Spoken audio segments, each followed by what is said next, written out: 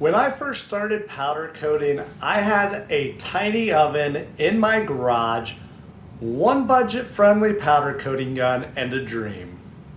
Back then, it was just a side hustle, weekends and evenings, coating parts for friends and a few local people who found out I had the setup. Now let's fast forward, and now we're running industrial lines. I have 2 buildings, a conveyor system, and a batch system, and we're doing anything from a few parts to thousands of parts a week. So in this video, I'm going to walk you through how to scale your powder coating operation from that hobby shop into a full-time business. I'm going to cover the equipment upgrades, how to find the steady clients, when to hire help, and the big mistakes you'll want to avoid. Whether you're just starting out or you're thinking about expanding, this is everything I wish I would have known when I started. Now, your first stage is going to be the hobby stage or the validation stage. This is where you're testing the waters without pouring a lot of money into the equipment. All you really need is that small oven, a reliable air compressor, and an entry-level powder coating gun such as the Eastwood. Stick to those smaller jobs like custom brackets, if you can, wheels or decorative pieces, things that you know are going to fit into the setup that you have. The goal at this stage is not to get rich, it's to prove that there's demand. Don't underprice yourself just because you're new or small. Quote like a business would from day one. Cover your powder expenses, your prep, your time, and a little bit of profit is always a good thing.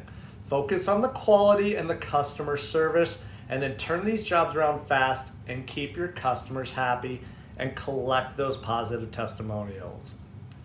Then reinvest every dollar that you can. Don't go out and buy a $20,000 oven just yet. Let's build up some momentum. Learn your workflow and get really good at the fundamentals. Once you're turning down work because your equipment and you can't keep up, you'll know it's time for that next phase of expansion. Phase 2 is when you set up and invest in the equipment. This is where the business shifts from that side hustle to a serious operation. Start with your bottlenecks, usually your oven and your blasting setup. A bigger oven means you can handle more parts and or larger parts and projects, and a proper blast cabinet speeds up the prep time dramatically. Don't forget the air. A reliable air compressor and dryer will make your spray gun and your blasting go smoothly. Also, when shop layout starts to matter, think about your workflow. Parts should move from the pre-clean blast to prep to coat to cure without having to backtrack back and across the shop. Even a second here and there will add up over time. So make sure that your space is laid out perfectly. This could save you hours. So don't buy everything brand new if you don't have to. Good used equipment can save you tens of thousands. But also keep in mind that DIY fixes can cost more in downtime than they save in money. The key is making upgrades that pay for themselves in efficiency and higher volume. Now let's talk about finding clients. Steady clients are preferred. Early on, you'll take whatever comes through the door. But to scale, you need repeat business. The best sources: talk to local auto shops, metal fabricators, manufacturers, and industrial suppliers. These people always need parts coated and usually prefer to outsource them instead of bringing the powder coating operation in-house. This is where your pricing model really matters. For one-off customers, quoting by the part is fine. For steady clients, you need to offer contract or volume pricing.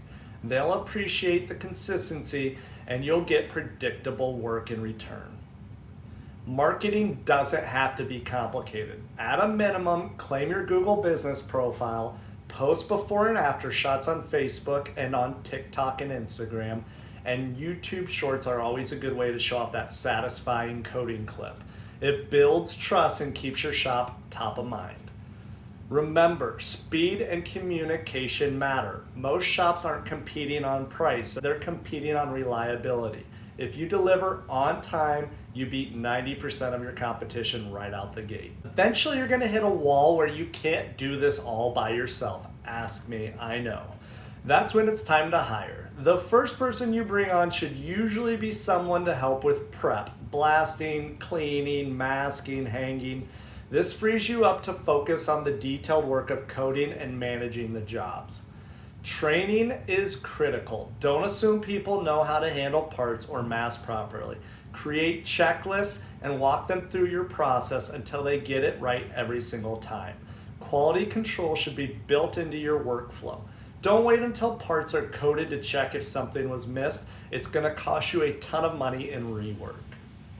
As you grow, you may add coders, a shop manager, or even delivery drivers, but don't hire too fast. Only bring people on when you can consistently have enough work to keep them busy, and build a shop culture where safety and quality are not an option.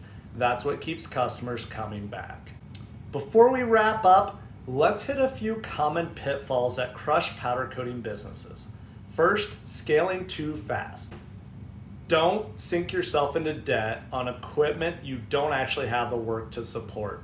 Secondly, underpricing jobs. If you're working hard and there's no money left, it's not worth it. Price for profit. And third, saying yes to everything. Not all work is good work. Focus on the parts and the jobs you're best at, and the business will grow a lot stronger and a lot more profitable. Conclusion, scaling a powder coating business isn't about skipping steps. It's about building a layer by layer. Start as a hobby, invest wisely in equipment, and find those steady clients. And only then bring on the help. Avoid the traps, focus on quality and reliability, and you'll grow from a weekend side hustle into a thriving full-time shop. Let me ask you, where are you right now in your powder coating journey? Are you still in the garage, or are you moving up into the industrial world? Are you looking at adding staff? Drop a comment below, because I'd love to hear where you guys are at and what challenges you're facing currently where you're at. If this video helped you out, hit that like button, subscribe, and check out my other videos for more powder coating tips and business advice. As always, thank you guys for watching, and I will see you on the next one.